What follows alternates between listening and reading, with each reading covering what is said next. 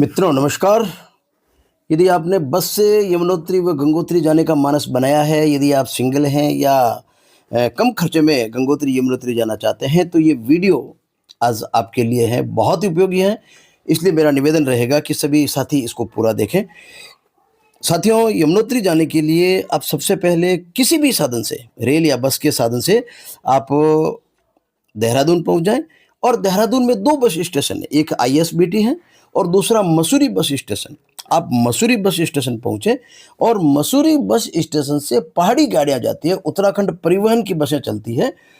मसूरी से यानी देहरादून से आपको बड़कोट के लिए बस लेनी है। देहरादून से बड़कोट के लिए बस मिलेगी और बड़कोट अंतिम मतलब यूँ समझ लीजिए कि यहाँ से सीधी बस बड़कोट तक ही जाती है और ये बड़कोट लगभग 190 किलोमीटर के आसपास इसकी दूरी है। किसी भी बस में आप बैठकर आप बड़कोट पहुँचे और बड़कोट के लिए जाने वाली बसें भी बहुत कम मिलती है साथियों, बड़ी मुश्किल से 1 या 2 बसें हैं। तो जितना जल्दी आप देहरादून सुबह पहुँचेंगे तो मुश्किल से 8-9 बजे लास्ट बस बड़कोट के लिए निकल जाती है। आप बड़कोट के लिए निकल जाएँ, बड़कोट जाएँगे आप, रास्ते में बस आपको जगह-जगह ठहराती हुई आपके खाने की व्यवस्था हो जाएगी। जगह-जगह खाने के लिए बसें रुकती है और इस प्रकार आप शाम को लगभग 4 बजे के आसपास बड़कोट पहुँच जाएँगे। बड़कोट बस आपको उतार देगी और बड़कोट से आपको जानकी चट्टी के लिए आपको जाना है। बड़कोट से जानकी चट्टी लगभग 15 किलोमीटर दूरी है और बड़कोट से जानकी चट्टी के लिए आपको शेयरिंग टैक्सी मिलेगी। या तो वहाँ की कोई लोकल बस मिलेगी, नहीं तो शेयरिंग टैक्सी मिल जाएगी और हर समय मिल जाती है। बड़कोट से आप जानकी चट्टी पहुँच जाएँ। इस प्रकार आप जानकी चट्टी लगभग 5 साढ़े 5 बजे पहुँच जाएँगे।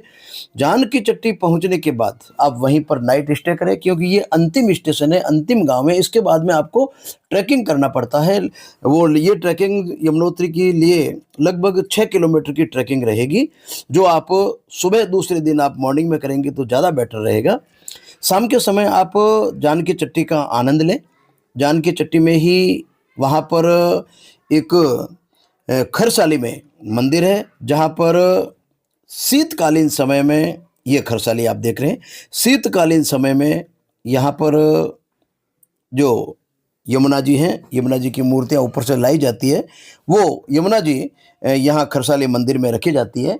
वहाँ से दर्शन करने के बाद आप आगे पधारेंगे। जानकी चट्टी में आपके ठहरने की अच्छी व्यवस्था हो जाती है। यहाँ पर रूम मिल जाते हैं, लगभग 500, 700, 1000 रुपये के आसपास आपको बढ़िया रूम मिल जाते हैं। आप आराम से, ज़्यादा महंगे नहीं हैं। और ये जानकी चट्टी में ही ये यमुना जी जो कल कर आगे बढ़ रही है। यहाँ से यमुना जी के दर्शन करने के बाद आप रात भर विश्राम करें और सुबह जल्दी मॉर्निंग में, मेरी सलाह है आपको, ये पूरा जानकी चट्टी मेरी सलाह है आपको कि सुबह आप लगभग 4 या 5 बजे आप लगभग निकलें सुबह, क्योंकि ये लगभग 6 किलोमीटर का ट्रैक रहता है और काफ़ी कठिन, कई जगह काफ़ी कठिन और सीधी चढ़ाई भी है। बहुत ही आनंददायी, बहुत ही मस्ती भरा, बहुत ही रमणीक ये ट्रैकिंग है पूरा।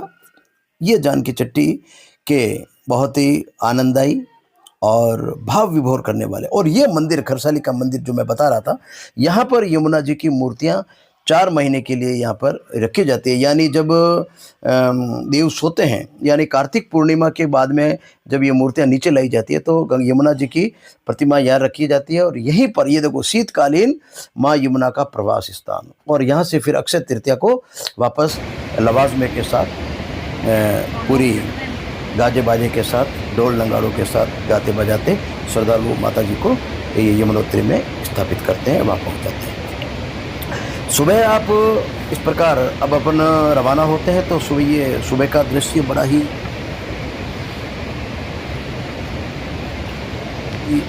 थोड़ा अच्छा रहता है, क्योंकि उस समय चलने में भी आराम रहता है।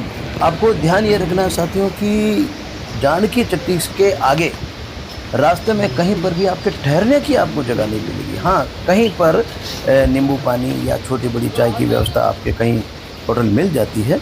और आगे लास्ट में जहाँ यमुना जी हैं, यमुनोत्री है, वहाँ पर भोजन की व्यवस्था के लिए कुछ होटलें हैं, तो वहाँ तक आप पहुँच जाएँ और ये यमुना जी के दर्शन अपन करते हैं। देखिए, यमुना जी के आप दर्शन करें और पूरे भावपूर्ण, बड़े सौभाग्यशाली हैं आप कि आप यहाँ तक पहुँचे। यमुनोत्री के दर्शन करें, माँ यमुना। और यहीं पर गर्म पानी के कुंड हैं। ऐसा कहा जाता है कि पांडव भी यहाँ पर आए थे और इन्हीं कुंडों में इन्होंने स्नान भी किया था। यहाँ पर पार्वती कुंड भी है और पास में ही ये बहुत ही ऊंची ऊंची विशाल हिमालय की बर्फयुक्त पहाड़ियाँ, जहाँ से यमुना जी की बिल्कुल पतली धार से निकलती हुई मंदिर के पास में से दिखती है। ये यमुना जी की तपोस्थली यमुनोत्री। यहाँ पर खूब सारे लोग आते हैं वर्षों पर्यंत यहाँ, और विशेषकर ग्रीष्म ऋतु के अंदर, गर्मी के दिनों के अंदर जब यमुना जी के कपाट खुलते हैं, बहुत लोग आते हैं। ये माँ द्रौपदी का कुंड, ऐसा कहते हैं कि द्रौपदी के पांडव यहाँ आए थे तो माता द्रौपदी ने यहाँ पर स्नान किया था। तो इसी द्रौपदी कुंड का जो बहुत ही गर्मा गर्म पानी, पास में ही ये कुंड, और इस कुंड में ये गर्म पानी, और यहाँ पर नहाने के बाद आपकी सारी थकान बिल्कुल दूर हो जाती है। आप सारे दुनियादारी के सारे दुखों को भूल जाते हैं और अपने आप को स्वयं माँ यमुना की गोदी में महसूस करते हैं और अपने आप को बड़ा भाग्यशाली महसूस करें। तो ये आज की यमुना जी की यात्रा है साथियों। और यहीं से पास में यमुना जी बहती है, तो वहाँ से आप यमुना जी का जल जरूर साथ में लेके जाएं, तीर्थ की याद के रूप में।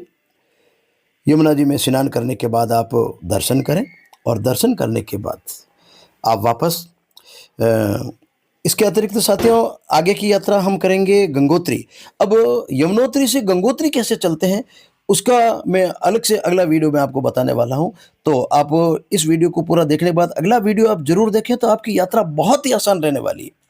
यह दर्शन करने के बाद आराम से आप धीरे धीरे जाइए, और वहाँ से यानी जानकी चट्टी से दोपहर में ही आपको बस मिल जाती, कोई गाड़ी मिल जाएगी, वहाँ से आप बड़कोट चले जाएं, या बड़कोट से यदि कोई साधन मिल जाए तो शाम को ही आप उत्तरकाशी चले जाएं, और उत्तरकाशी जाकर आप स्टे करें ताकि अगली यात्रा अपन कर सकते हैं। आप सभी का बहुत बहुत धन्यवाद।